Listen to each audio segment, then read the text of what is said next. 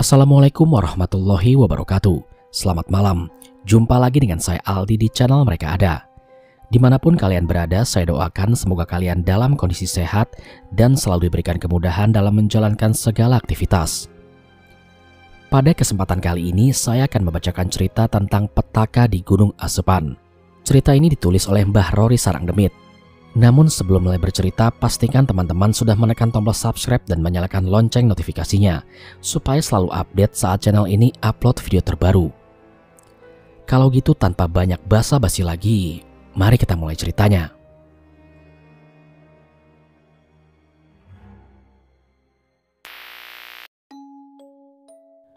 Kali ini saya ingin bercerita tentang pendakian mengerikan di Gunung Asepan.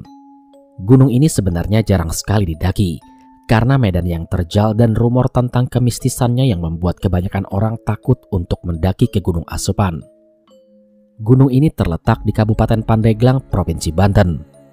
Ketinggian Gunung Asepan mencapai 1174 mdpl. Sebenarnya Gunung Asepan ini belum dikelola sebagai tempat wisata dan tentunya masih alami. Kisah ini berawal dari seorang karyawan bernama Fajar. Dia bekerja sebagai call center di salah satu perusahaan besar di Jakarta. Fajar sudah bekerja selama kurang lebih 3 tahun di perusahaan itu. Bagi Fajar, pekerjaannya itu sangat membosankan. Setiap hari dia harus menerima lebih dari 100 komplain dari pelanggannya. Dicaci maki pelanggannya adalah makanan sehari-hari Fajar. Belum lagi bosnya yang galak membuat penderitaan Fajar semakin lengkap. Tapi terlepas dari itu semua, Fajar tidak punya pilihan. Hanya itu pekerjaan yang bisa ia dapatkan. Sebenarnya Fajar ini lulusan teknik mesin. Tapi setiap kali dia melamar pekerjaan yang sesuai dengan jurusannya, dia selalu ditolak.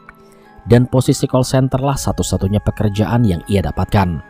Dan dengan terpaksa, Fajar harus bertahan dengan pekerjaan itu. Fajar adalah seorang rantauan dari Jawa Tengah. Setelah lulus kuliah, dia memutuskan untuk mengadu nasib di Jakarta. Suatu hari, dia ingin mengambil cuti tahunannya untuk liburan. Setiap tahun, Fajar memang selalu mengambil cuti khusus untuk liburan.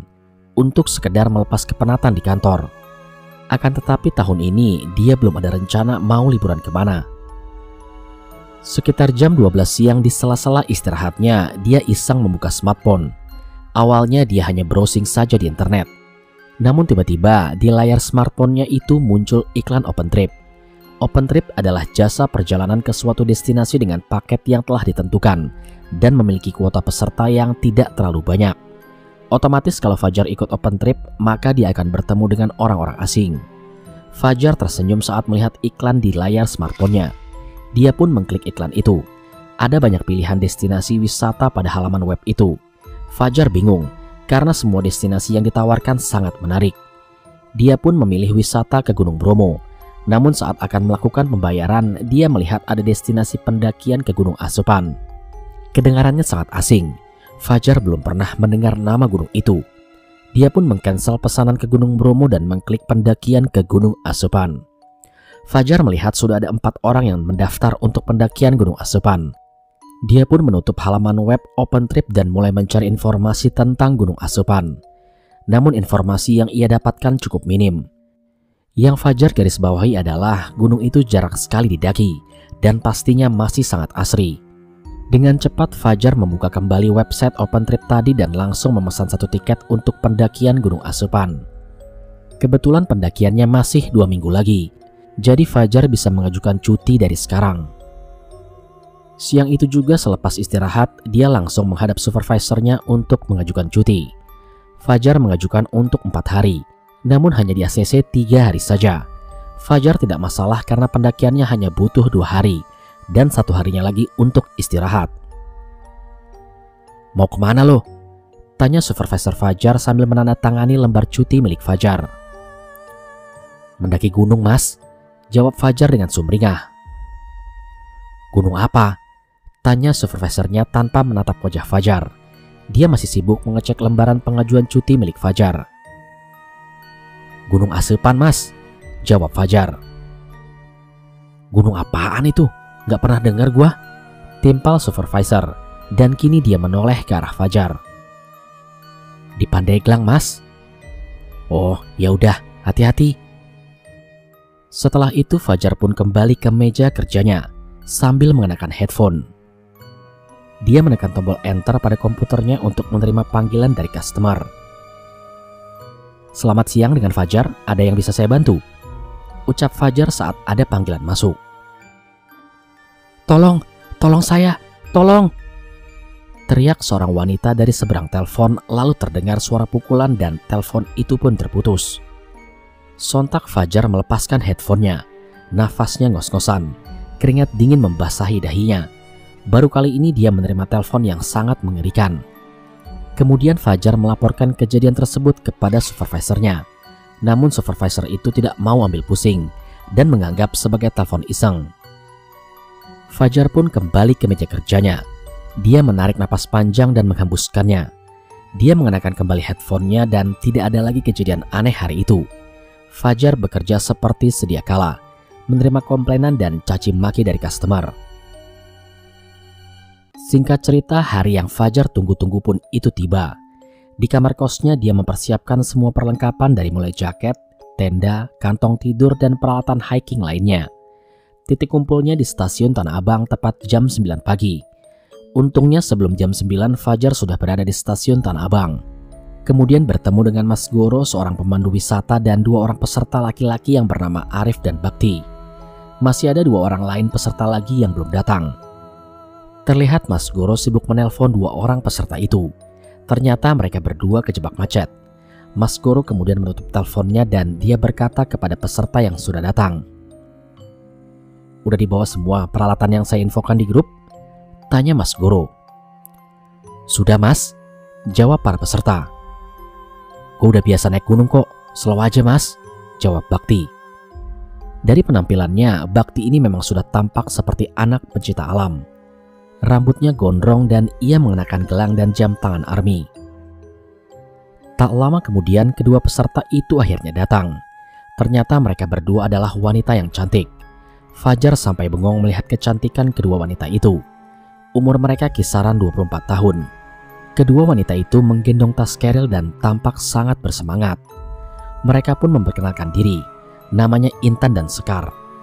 Sama halnya dengan para peserta lainnya. Kedua wanita itu juga tidak saling mengenal, karena open trip memang ajang untuk mencari teman baru. Karena semua peserta sudah berkumpul, Mas Goro pun menyuruh mereka untuk masuk ke dalam kereta. Perjalanan dari Tanah Abang ke Rangkas Bitung memakan waktu kurang lebih 2 jam. Di sepanjang perjalanan para peserta saling berkenalan. Mereka semua ramah, kecuali Mas Goro dan Bakti. Kedua laki-laki itu memang bersikap sangat dingin. "Mas, nanti dari stasiun Rangkas Bitung kita naik apaan?" tanya Fajar. "Nanti kita naik mobil charteran langsung menuju Jiput," jawab Mas Goro. Perawakan Mas Goro terbilang tinggi besar seperti tentara. Kulitnya juga sawo matang. Dari penampilannya itu sudah bisa ditebak kalau dia memang ahli dalam mendaki gunung. Dan singkat cerita, akhirnya mereka pun tiba di stasiun Rangkas Bitung.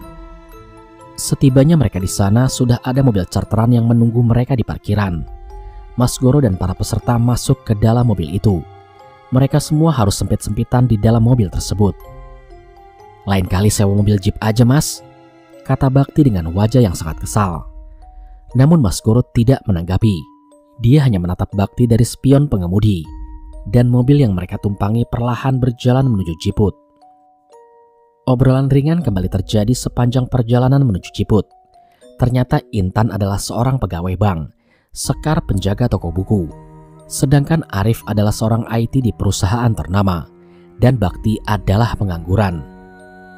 "Gua nganggur," kata Bakti saat teman-teman barunya menanyakan perihal pekerjaannya. Setelah Bakti menjawabnya dengan nada datar, tak ada seorang pun yang berani bertanya lagi kepada Bakti. Sebenarnya Bakti ini adalah anak orang kaya. Dia tidak mau bekerja bukan karena malas, tapi sedang menyusun rencana untuk membangun sebuah usaha jaket. Itu yang sekarang dipikirkan oleh Bakti. Tapi sayangnya dia belum melakukan langkah apapun, karena dia sibuk naik gunung.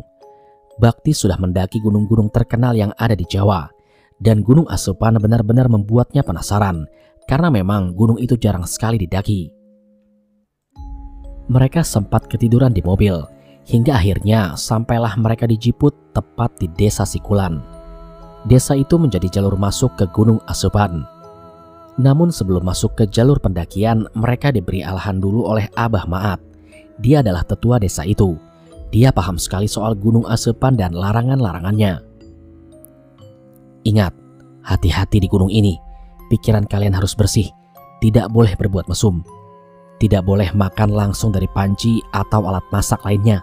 Harus pakai piring atau daun. Jangan coba-coba memetik tanaman langka kantong semar.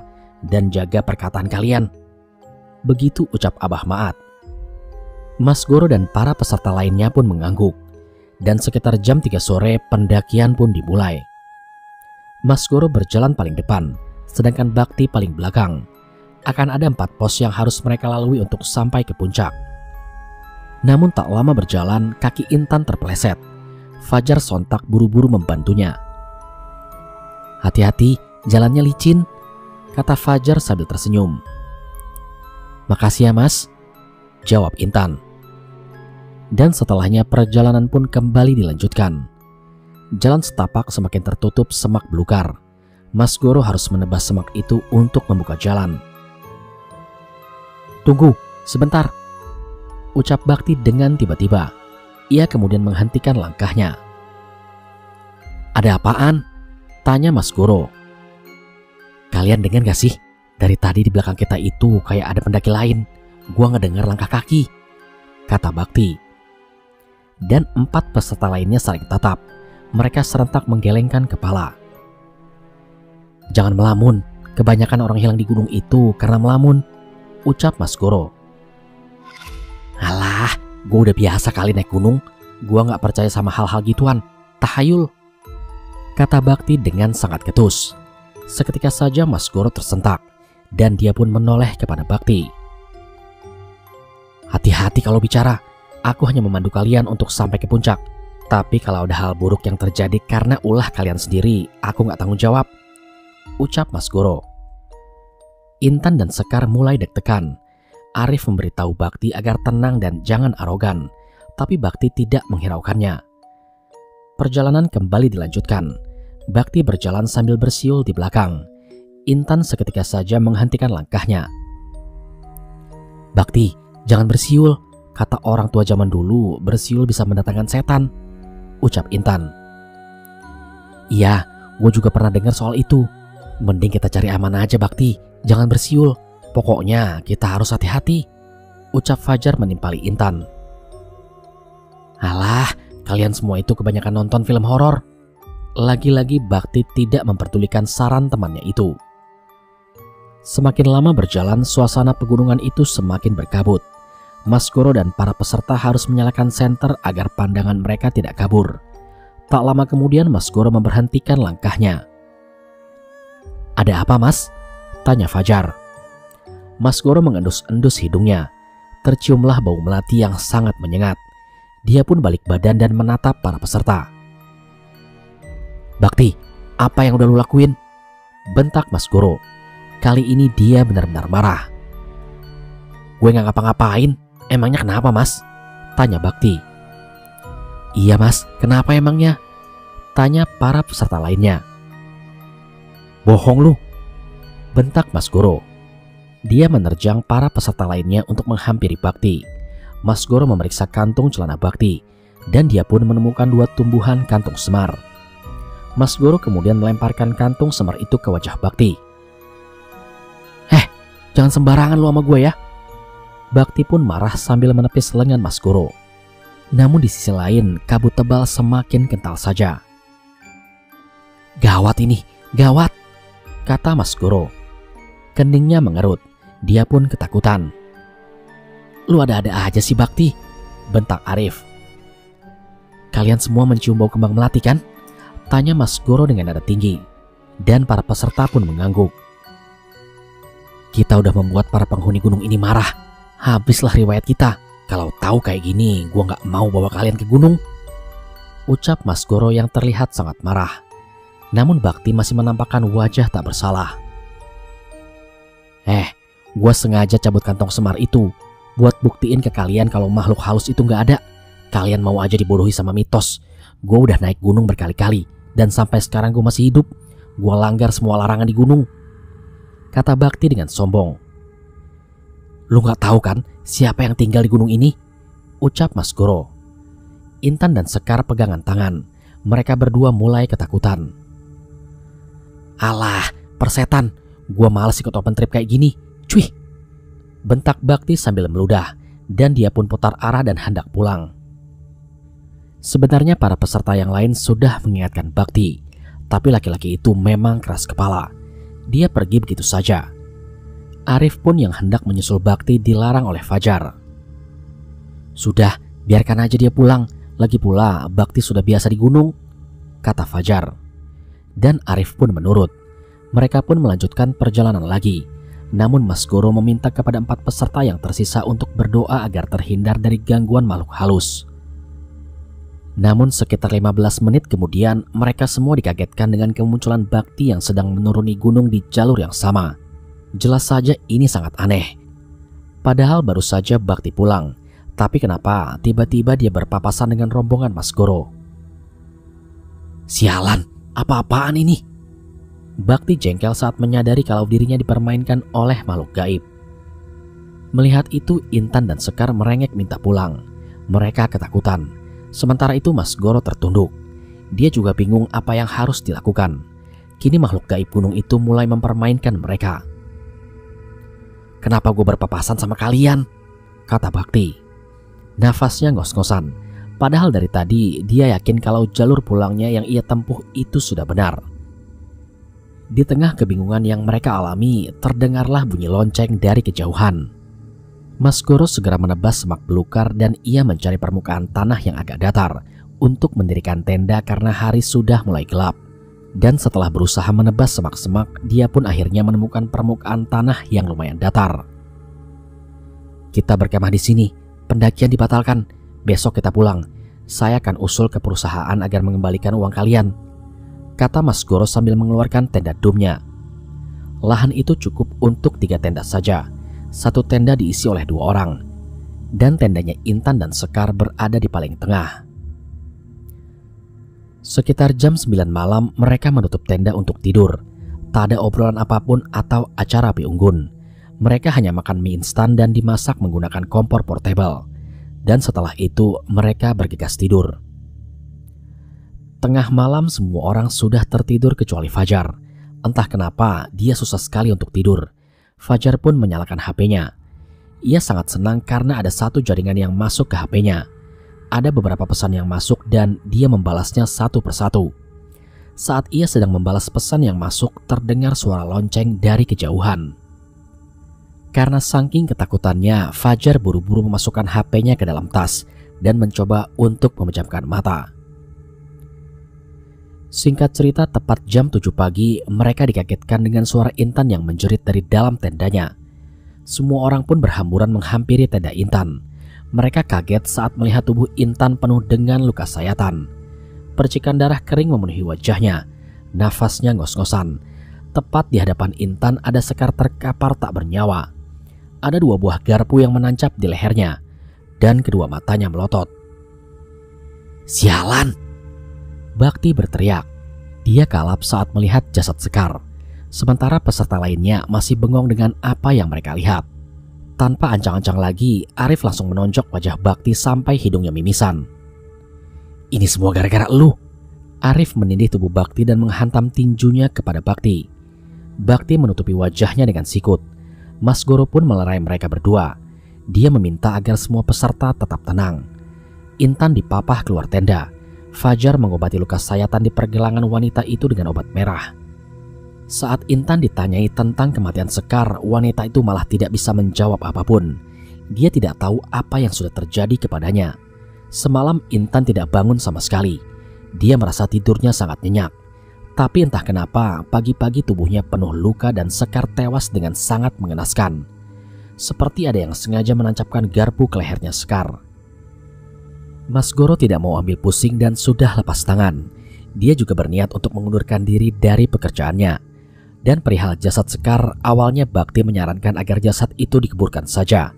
Namun Mas Goro dan peserta lainnya tidak setuju dengan saran Bakti karena sangat tidak manusiawi. "Kita harus bawa jasad Sekar ke keluarganya," kata Fajar. "Lah, terus kita bilang apa sama keluarga Sekar?" Tanya Arif. Kalau soal itu kita serahkan saja ke polisi. Yang penting kita semua harus ngasih kesaksian dengan apa adanya, jawab Mas Goro. Kemudian jasad Sekar ditandu. Mereka membuat tandu itu dari selimut dan sebatang kayu. Perjalanan ke puncak pun dibatalkan. Kini mereka putar balik menuruni gunung. Sebelum malam tiba, rombongan itu harus segera sampai di perkampungan warga. Namun di perjalanan pulang, mereka menemukan hal yang sangat janggal. Semak belukar yang baru kemarin ditebas kini tumbuh subur kembali. Jalan setapak itu tertutup tumbuhan liar sehingga Mas Goro harus menebasnya lagi. Intan masih menangis terseduh-seduh. Dia sangat syok dengan kejadian tadi pagi. Fajar dan Arif yang memandu jasad Sekar, sesekali mereka berdua sempoyongan karena jalan yang mereka lalui itu sangat terjal. Bakti yang berjalan di paling belakang, ia terus mengamati sekeliling dan tetap waspada. Sesekali rombongan itu berhenti untuk istirahat. Yang membantu jasad pun bergantian. Kini Mas Goro dan Bakti yang menandu jasad Sekar, sementara Fajar menebas belukar yang menghalangi jalan. Sekitar 4 jam kemudian Mas Goro menyuruh mereka untuk berhenti. Dia merasa ada yang tidak beres. Mas Goro meletakkan jenazah yang ia tandu lalu mendongak ke arah langit dan memeriksa jalan setapak. Lelaki itu kemudian mengambil golok dari tangan Fajar lalu menebas semak belukar di hadapannya. Seketika saja golok yang dipegangnya terjatuh. Mas Goro melihat banyak tapak kaki di permukaan tanah. Itu artinya mereka hanya berputar-putar di tempat yang sama. Kemudian Mas Goro pun berlutut. Wajahnya sangat ketakutan. Bakti dan Arif melihat tapak kaki itu. Mereka berdua pun langsung kesal. Dan Bakti berteriak sangat kencang. Keluar kalian! Mau apa kalian? Teriak Bakti. Mendengar Bakti yang berteriak seperti itu, Mas Goro menyuruhnya untuk terdiam. Saat itu juga lonceng kembali terdengar dari kejauhan. Siapa itu yang menabuh lonceng? Tanya Fajar. Namun Mas Goro tidak menjawab pertanyaan Fajar dan malah melanjutkan perjalanan. Namun sayangnya sampai malam tiba mereka terus berputar-putar di satu tempat yang sama. Mas Goro pun memutuskan untuk kembali mendirikan tenda. Jasad Sekar dibiarkan terbaring di luar tenda. Tubuhnya ditutupi selimut. Intan tidak berani tidur sendirian. Dia tidur bersama Arif dan Fajar. Sementara Mas Goro satu tenda dengan Bakti. Dan setelah menyempatkan untuk makan malam, mereka semua pun bergegas untuk tidur. Namun tepat tengah malam, Fajar pun terbangun karena ia mendengar ada bunyi gerasak gerusuk di tendanya Mas Goro. Fajar juga mendengar suara lelaki yang mengerang kesakitan. Buru-buru Fajar keluar dari tendanya. Kebetulan sleting tendanya Mas Goro terbuka sedikit, jadi Fajar bisa mengintipnya. Fajar kemudian menyorotkan senter ke dalam tenda itu, dan seketika saja ia kaget dengan apa yang ia lihat. Di dalam tenda itu, Mas Goro dan Bakti saling cekik. Golok menancap di bahunya Bakti. Wajah mereka berdua pucat seperti mayat. Kedua bola mata mereka hitam semua. Fajar sampai terjungkal ke belakang saat melihat wajah mereka berdua yang sangat mengerikan. Fajar pun meringsut mundur. Cahaya senternya masih menyinari tenda Mas Goro. Bayangan mereka berdua tampak sangat jelas. Terlihat Mas Goro mencabut golok yang tertancap di bahunya Bakti. Lalu ia menikam dadanya Bakti berkali-kali. Darah muncrat membasahi isi tenda. Fajar pun lari ke tendanya lalu membangunkan Intan dan Arif. Dan mereka bertiga menghampiri tenda Mas Goro. Pelan-pelan Fajar membuka sleting tenda itu. Tampak Mas Goro sedang tertidur pulas dengan wajah bersimbah darah. Sementara Bakti sudah tewas. Ada golok yang tertancap tepat di dadanya. Intan pun berteriak lalu menangis ketakutan. Sementara Arif dan Fajar masih saja melongo. Kejadian itu benar-benar tidak masuk akal. Perlahan Arif masuk ke dalam tendanya Mas Goro dan ia guncangkan tubuh laki-laki itu. Mas Goro. Ucap Arif, tapi Mas Goro tidak mau bangun. Dia masih tertidur dengan sangat pulas. Arif pun menoleh kepada Fajar dan ia mengatakan sesuatu. Dia gak mau bangun, kata Arif. Saat itu juga dan tanpa diduga-duga, Mas Goro terbangun. Wajahnya masih pucat, bola matanya masih hitam. Dengan cepat ia mencabut golok yang menancap di dada Bakti, kemudian Mas Goro menikam punggung Arif berkali-kali, hingga lelaki itu pun tewas. Fajar berteriak dan dia menarik lengan Intan, kemudian mereka berdua lari begitu saja menjauh dari perkemahan. Fajar hanya membawa sebuah senter, sementara tas dan peralatan lainnya tertinggal di tenda. Mereka berdua keluar dari jalur pendakian, menerobos semak-semak. Yang terpenting bagi Fajar sekarang adalah menjauh dari Mas Goro yang sedang kerasukan setan. Mereka berdua kelelahan dan berhenti sejenak. Intan meringis kesakitan. Kedua kakinya berdarah tergores semak belukar yang sangat tajam. Dan dari kejauhan terdengar suara Mas Goro yang meraung-raung dan suara itu semakin mendekat. Kemudian Fajar menarik kembali lengan Intan dan mengajaknya untuk berlari. Tampaknya Intan sudah sangat kelelahan. Jelas mereka sudah hilang arah. Dan tak lama kemudian terdengar kembali suara lonceng berbunyi. Namun kini suaranya terdengar sangat dekat. Lonceng itu terus berbunyi. Fajar dan Intan mengikuti sumber suara lonceng itu. Siapa tahu memang ada orang yang bisa mereka temui untuk dimintai tolong. Saat mereka berdua berusaha mendatangi sumber suara itu, dari arah semak-semak muncullah Mas Goro. Entah bagaimana dia bisa secepat itu menyusul Fajar dan Intan. Mas Goro mengayunkan goloknya ke arah lehernya Fajar. Namun untuk saja Fajar masih bisa menghindar. Mas Goro kemudian ditendang dari belakang sampai tersungkur. Golok yang dipegangnya pun terlepas. Buru-buru Fajar meraih golok itu dan mengancungkannya ke wajah Mas Goro.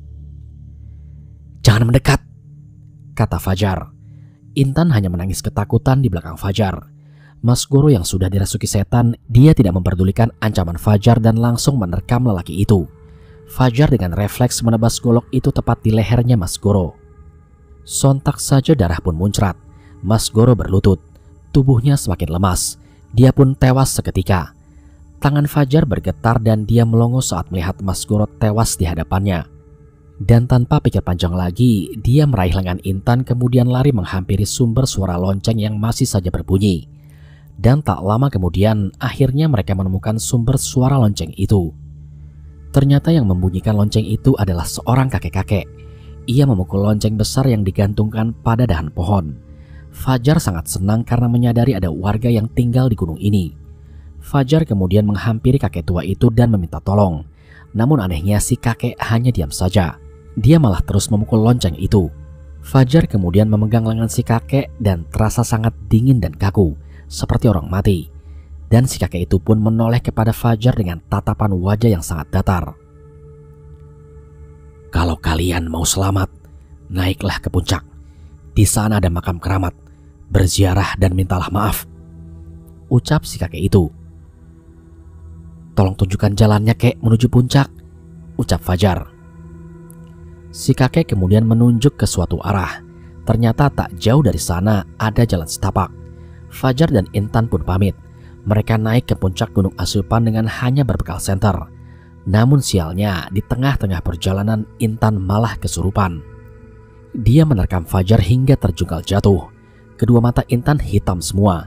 Dia berusaha mencekik lehernya Fajar. Namun untung saja laki-laki itu masih bisa bertahan.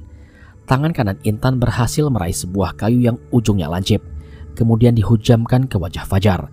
Namun tidak kena. Fajar berhasil menghindar. "Intan, sadar Intan!" bentak Fajar. Intan masih berusaha untuk membunuh Fajar. Dia mengangkat kembali kayu lancip lalu mengarahkannya ke leher Fajar. Dan sebelum kayu itu berhasil dihujamkan, Fajar menendang tubuh Intan sampai terpental jatuh. Tubuh wanita itu menabrak batang pohon. Dia pun pingsan begitu saja. Fajar tak mau ambil resiko. Dia mengikat kedua kaki Intan dengan gespernya. Lalu Intan juga diikat tangannya dengan tali yang Fajar cabut dari jaketnya. Fajar menyorotkan senter ke arah atas. Ternyata puncak memang sudah dekat. Dan dengan sisa tenaga yang ada, Fajar membopong tubuh Intan dan membawanya ke puncak. Ia sempat sempoyongan. Namun akhirnya dia berhasil membawa wanita itu ke atas puncak. Perkataan laki-laki tua itu memang benar. Ada sebuah kuburan yang batu nisannya dibungkus dengan kain putih. Itu pasti kuburan keramat. Fajar pun berziarah ke kuburan itu. Dia berdoa sebisanya bahkan menggunakan bahasa Indonesia. Dia juga meminta maaf atas perbuatan temannya yang tidak mematuhi aturan. Dan di saat itu juga seketika Intan yang sedang terkapar dekat kuburan matanya melotot. Ia berteriak kesakitan. Wajahnya pucat dan banyak urat-urat yang menjalar di wajahnya. Sontak ketika melihat itu Fajar ketakutan. Wanita itu terus saja mengamuk. Tapi untungnya Fajar sudah mengikat kedua kaki dan tangannya. Saat Intan berteriak, entah kenapa kepala Fajar sangat terasa pusing. Pandangannya tiba-tiba kabur. Dia pun terkapar tak sadarkan diri di dekat kuburan. Singkat cerita, keesokan paginya ada rombongan orang yang membangunkan Fajar. Mereka adalah tim pencarian orang yang hilang. Mereka datang ke gunung ini bukan untuk mencari rombongan Mas Goro, tapi untuk mencari sepasang kekasih yang dinyatakan hilang secara misterius. Kabarnya baru tersebar 2 hari lalu, makanya gunung itu tidak segera ditutup. Perlu diketahui, 2 minggu sebelum rombongan Mas Goro mendaki, memang ada sepasang kekasih yang melakukan pendakian ke gunung ini. Namun mereka tidak pernah kembali. Tim penyelamat tidak bisa menemukan sepasang kekasih itu, namun mereka berhasil menyelamatkan Fajar dan Intan. Kondisi Intan dan Fajar sangat lemah sehingga mereka harus ditandu untuk menuruni Gunung Asupan.